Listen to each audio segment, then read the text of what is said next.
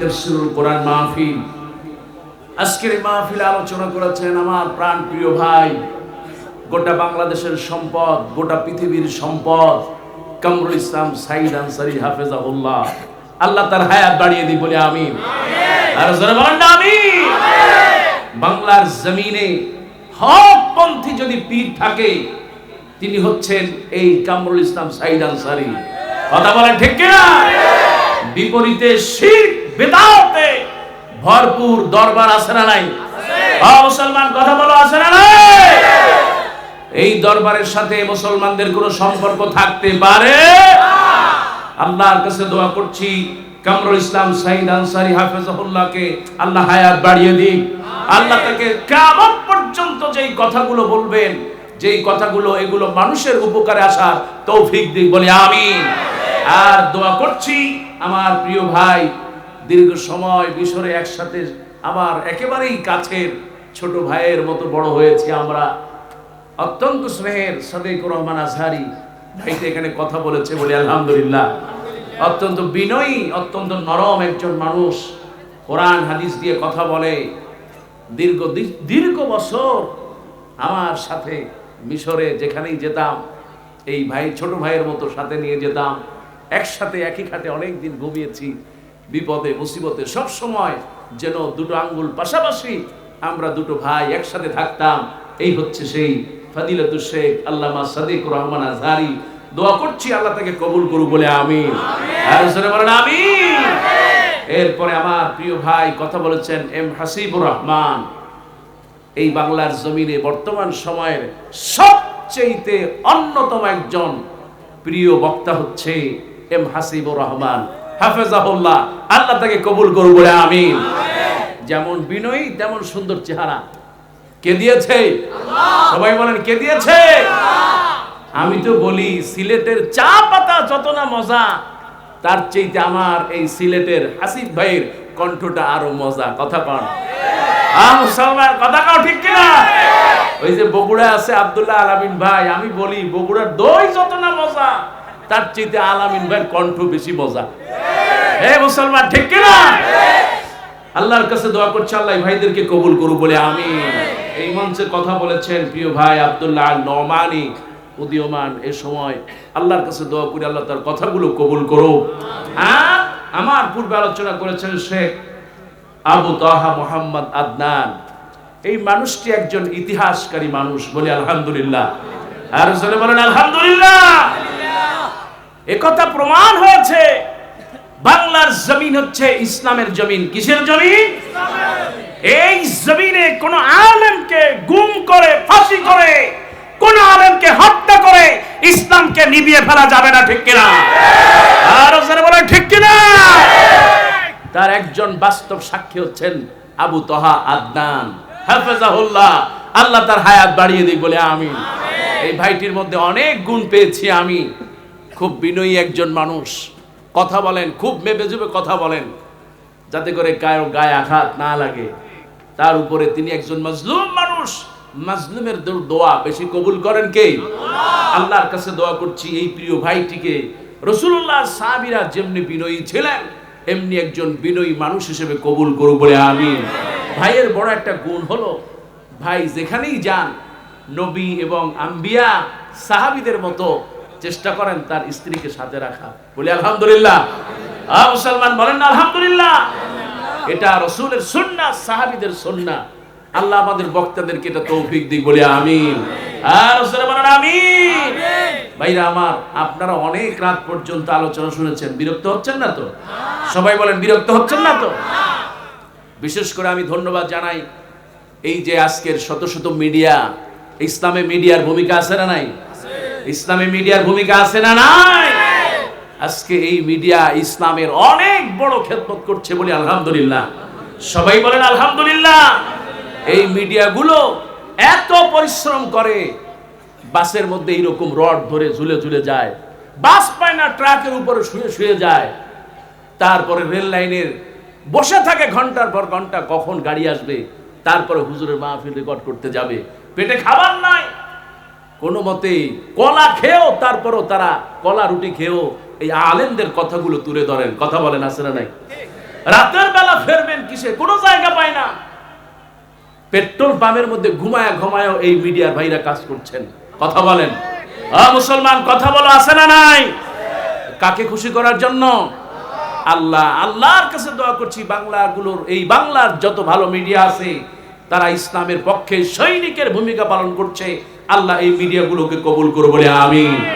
সম্মানিত ভাইয়েরা, আপনারা যেহেতু এসেছেন, অনেকের আলোচনা শুনেছেন, আমি খুব বেশি আলোচনা করব না। তবে কোরআনুল কারীমের সবচাইতে আল্লাহর কাছে প্রিয় একটি সূরা, রাসূলের কাছে প্রিয় একটি সূরা, সূরাতুল মুলক। কথা বলেন, কোন সূরা?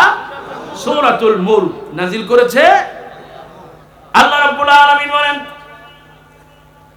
তাবারাকাল্লাযী বিয়াদিহিল মুলক ওয়া হুয়া আলা কুল্লি শাইইন কাদির الذي خلق الموت والحياة ليبلوكم أيكم أحسن عملا জোরে বলুন আল্লাহু আকবার। কোন সূরা বলেন? সূরাতুল ফজিলত আছে না নাই? আল্লাহর নবী, বিশ্ব নবী, নবী মুহাম্মদুর রাসূলুল্লাহ সাল্লাল্লাহু, আল্লাহ নবী বলেছেন, কেউ যদি কবর আযাব থেকে মাপ পেতে চায়, কেউ যদি মৃত্যুর আযাব থেকে মাপ পেতে চায়, বিশ্ব নবী বললেন, কেউ যদি কবর আযাব আর মৃত্যুর আযাব থেকে মাপ পেতে চায়, সেজন্য মূলা এই সূরা মূল পড়ুক, আল্লাহ তাকে মৃত্যু আযাব থেকে মাপ করে দেবে। ওগো আমার ভাইয়ারা, শুধু তাই না, আল্লাহর নবী এই সূরাকে এত বেশি গুরুত্ব দিয়েছেন, এত বেশি এই সূরাকে ভালোবাসতেন, এমন কোন রাত ছিল না যেই রাতে এই সূরা মুলক না পড়ে ঘুমিয়েছে। এত আল্লাহ রাসূলের মহব্বতের একটি সূরা, সূরার নাম সূরাতুল। আল্লাহ রাব্বুল আলামিন কোরআনুল কারীমের এই মুলক শব্দটা তাবারাকা আল্লাহ শুরু করলেন। আল্লাহ পাক বললেন, তাবারাকাল্লাযী বিয়াদিহিল মুলক, ক্ষমতা একমাত্র যার হাতে, তিনি কে? ক্ষমতা দেওয়ার মালিক আল্লাহ পাক বললেন, বরকতময় ওই আল্লাহর হাতে সমস্ত ক্ষমতা, সমস্ত পৃথিবী। শুধু এই পৃথিবী নয়, মাটির নিচের যেই পৃথিবী, ওই পৃথিবীর মালিক কে? আসমানের উপরের পৃথিবী, ওই পৃথিবীর মালিক আমার একটা শরীর, এই শরীরটা যিনি দিয়েছেন একটা পৃথিবী, এই শরীর নামের পৃথিবীর মালিক যিনি, তিনি কে? তার কারণ এই শরীরের এই বডিটা যার কথা মতো চলে, তিনি কে? এই জন্য নামাজের শুরুতে আমরা সূরা ফাতিহা শুরুতে আল্লাহ শিখায় দিলেন, আলহামদুলিল্লাহি রাব্বিল আলামিন। প্রশংসা হচ্ছে ওই আল্লাহ, যেই আল্লাহ সমগ্র পৃথিবীর মালিক। বলি আলহামদুলিল্লাহ, জোরে বলেন না আলহামদুলিল্লাহ। তার কারণ হচ্ছে আমার এই শরীর কথা শুনে কার? জমিনের নিচে যা আছে কথা শুনে কার? আসমানের উপরে যা আছে কথা শুনে, জান্নাত জাহান্নাম ফেরেশতারা কথা শুনে কার? কিন্তু আল্লাহর শ্রেষ্ঠ মাখলুকাত, সেটা কি? সবাই বলেন, সেটা কি? এই যে আপনারা হাজার হাজার মানুষ, এই সৃষ্টি কার? এই মানুষ শুধু কথা শোনে না। তার কারণ হচ্ছে মানুষকে আল্লাহ স্বাধীনতা দিয়েছেন, যে কারণে এই যে কক্সবাজার জঙ্গলের ভিতরে যে হাতিগুলো থাকে, এই হাতির উপরে একটা বাচ্চা বসে একটা লাঠি দিয়া এদিক ওদিক ঘুরায়, আর ও সেদিকে চলে, কথা কয় না, আছে না? এই জন্য ভাইয়েরা আমার, আল্লাহ রাব্বুল আলামিন বলেন, তাবারাকাল্লাযী বিয়াদিহিল মুলক, ক্ষমতার মালিক হলো বরকতময় আল্লাহ, যেই আল্লাহ এই পৃথিবীকে সৃষ্টি করলেন।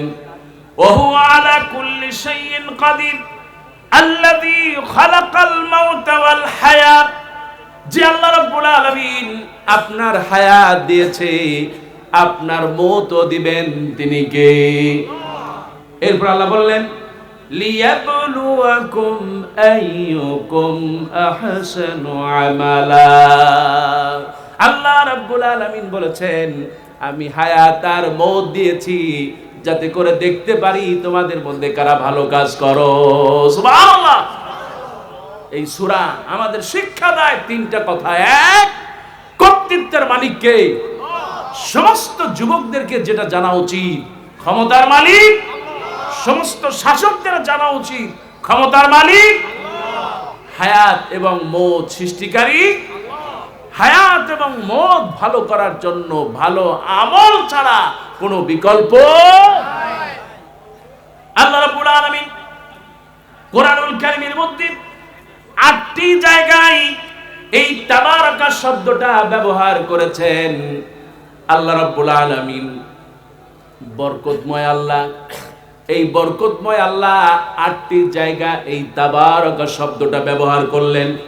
আল্লাহ রাব্বুল আলামিন বলেন সূরা আরাফের ৫৪ নম্বর আয়াতে আল্লাহ বলেন তাবারাকাল্লাহু রাব্বুল আলামিন। সুবহানাল্লাহ। রব্বুল আলামিন এই গোটা পৃথিবীবাসীকে বরকত দিয়েছেন তিনি কে? আল্লাহ। এরপর আল্লাহ রাব্বুল আলামিন সূরা মুমিনুনের ১৪ নম্বর আয়াতে বললেন তাবারাকাল্লাহু আহসানুল খালিকিন। জোরে বলেন না সুবহানাল্লাহ।